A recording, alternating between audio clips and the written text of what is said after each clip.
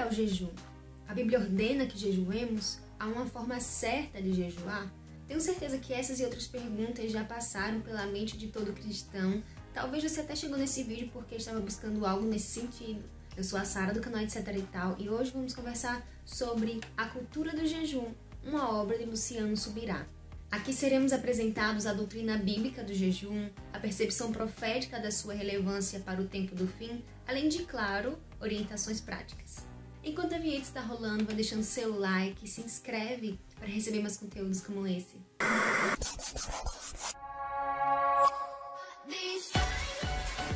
A prática de jejuar, ela é encontrada na humanidade desde as mais remotas épocas, está presente em várias culturas e religiões.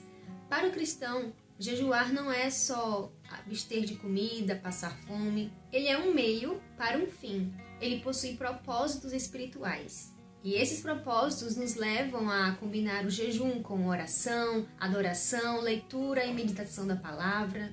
E embora o jejum tenha, assim, um objetivo principal, que é buscar a Deus, ele pode possuir objetivos secundários, como cura, libertação, direcionamento, consagração. E esses propósitos, eles podem ser somados. O autor traz vários exemplos bíblicos para elucidar essas questões de propósitos secundários. É importante termos em mente que o jejum, ele não é uma moeda de troca, nem um sacrifício por si só que gera recompensas. Isso seria uma contradição à graça em Cristo que se acessa mediante a fé, como bem afirma o autor. Ele não deve ser feito com a intenção de impor a Deus a nossa vontade, mas sim de nos submetermos à vontade dele. O autor ressalta bem essa diferença entre buscar a Deus e buscar o que queremos que ele faça. O autor inicia esse diálogo apontando para o fato de que, é verdade, não tem nem no Antigo Testamento, nem no Novo Testamento um mandamento, uma ordem específica, taxativa. Mas, embora na Antiga Aliança não haja praticamente nenhum tipo de menção ao jejum, exceto quando Deus convoca o seu povo, lá na Nova Aliança está repleto de menções ao jejum. O ponto que muitos falham, de acordo com Subirá, é afirmar que, por não haver uma ordem direta, explícita, chegar à conclusão de que não se deve jejuar. No entanto, ao considerar os ensinamentos de Jesus, não há como negar que ele esperava que jejuássemos. Embora aparentemente Jesus não estivesse mandando de fato jejuar, suas palavras revelam que, no mínimo, ele esperava que fizéssemos. Vamos lá para Mateus 6, diz o seguinte: quando vocês jejuarem, não fiquem com aparência triste como os hipócritas, porque desfiguram o rosto a fim de parecer aos outros que estão jejuando. Em verdade lhes digo que eles já receberam sua recompensa. Mas você, quando jejuar, unja a cabeça e lave o rosto, a fim de não parecer aos outros que está jejuando, e sim ao seu Pai em secreto.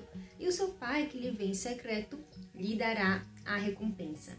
Aqui fica muito claro que, além de instruir sobre a motivação correta ao jejuar, ele ainda destacou que tal prática produz resultados.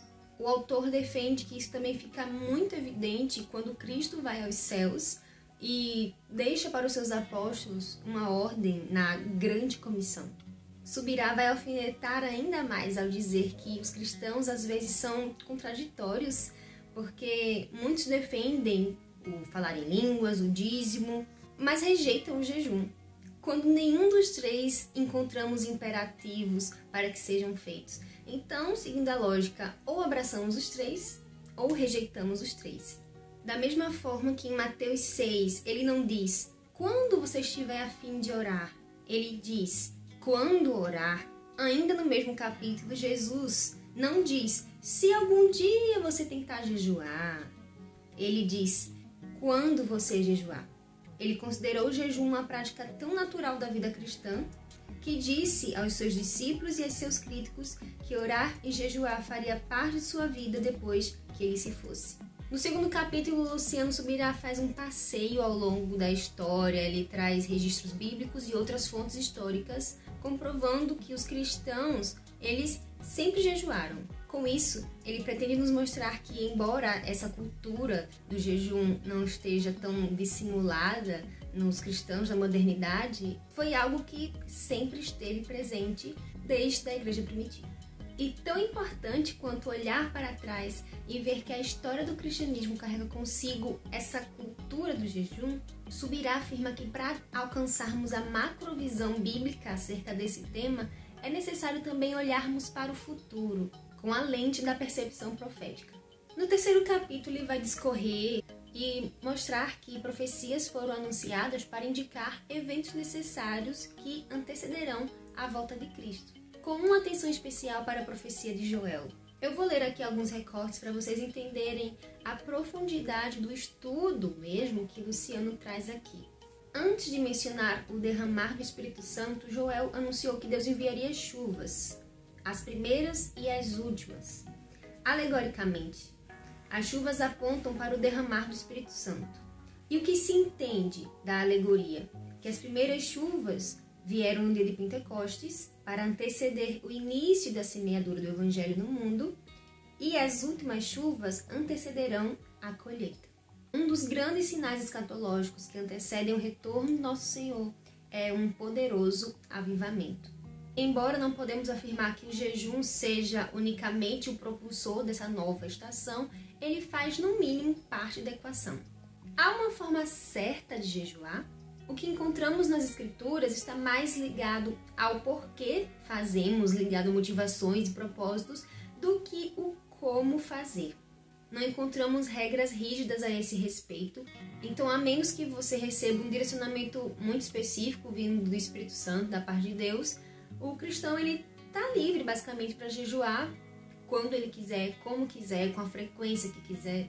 Mas se você quer um norte com algum exemplo bíblico, nós encontramos sim vários em relação às formas, tipos e duração. Em relação às formas, elas podem ser regulares, ocasionais, pessoais, públicas, por escolha própria ou por direção de Deus. Em relação aos tipos, nós temos o total, o normal e o parcial. E em relação à duração, nós encontramos exemplos com 1 dia, 3, 7, 14, 21 e 40. O autor faz esse levantamento afirmando que, ao encontrar exemplos bíblicos com tanta diversidade, isso amplia a nossa percepção. Se deve existir algum tipo de conselho ou direcionamento para o como fazer, a maneira de fazer, Subirá diz que deve ser feito com cautela, de forma inteligente e sempre consultar opinião médica quando necessário, principalmente em jejuns prolongados.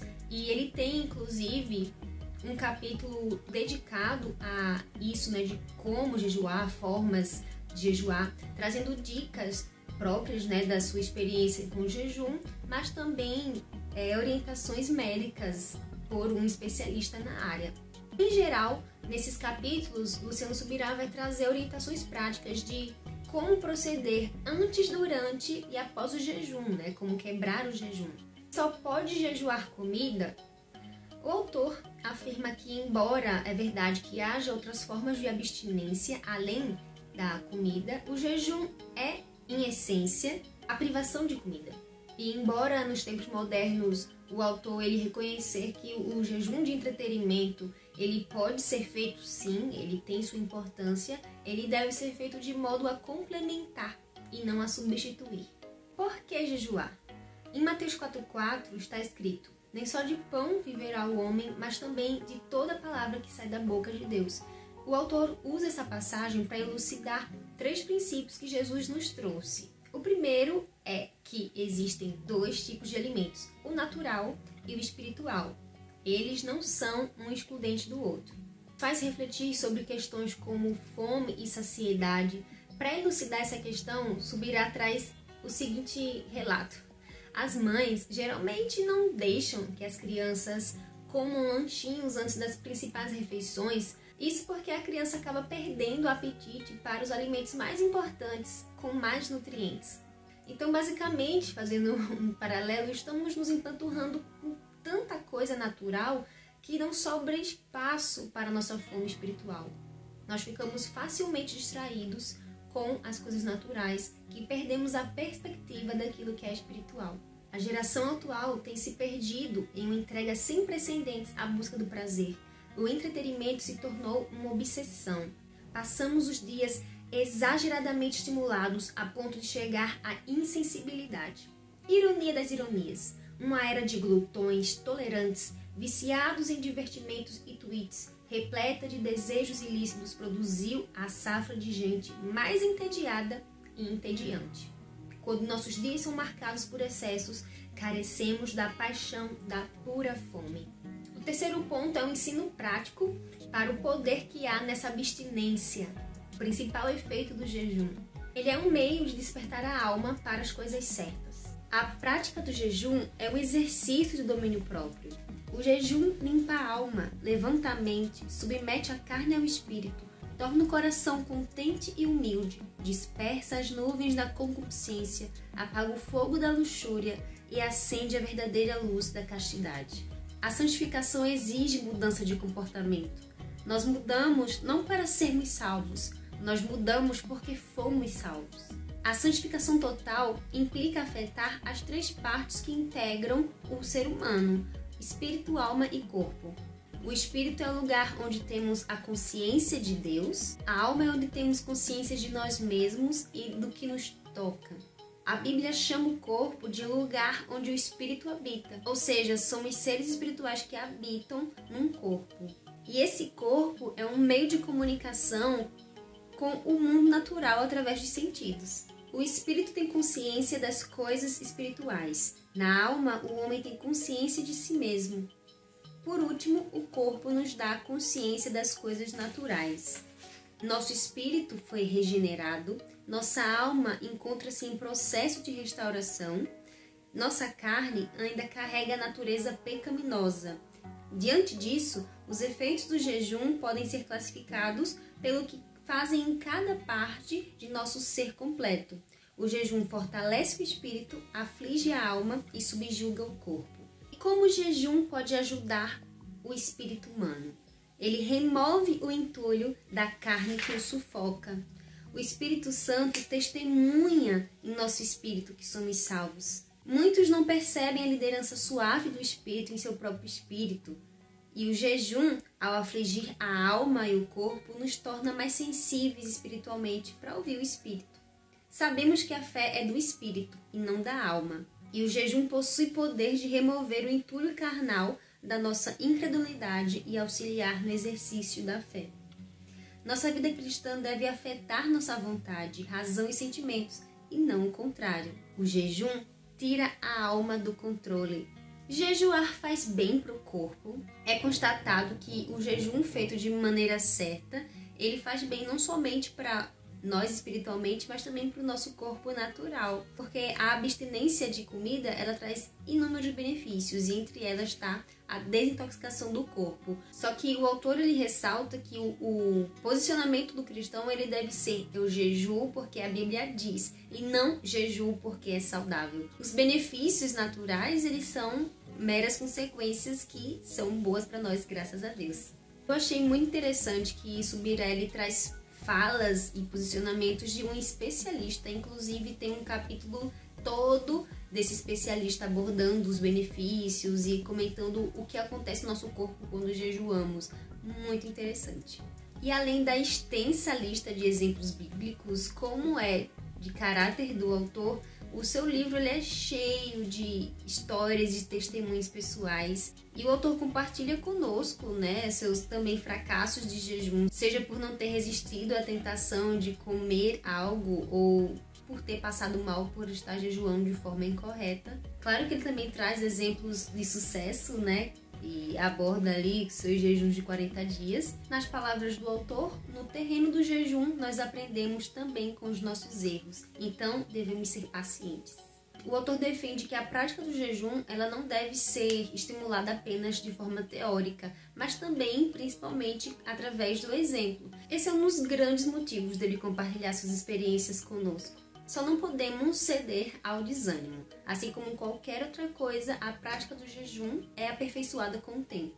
Posso afirmar que esse foi um dos livros que virou uma chavinha em mim, então eu super indico. Eu vou ficando por aqui, eu agradeço a companhia. Se gostou do vídeo, não esquece o like, se inscreve para acompanhar as próximas dicas de leitura que eu vou trazer por aqui. Eu te convido a me acompanhar no Instagram. Um beijo, até o próximo vídeo.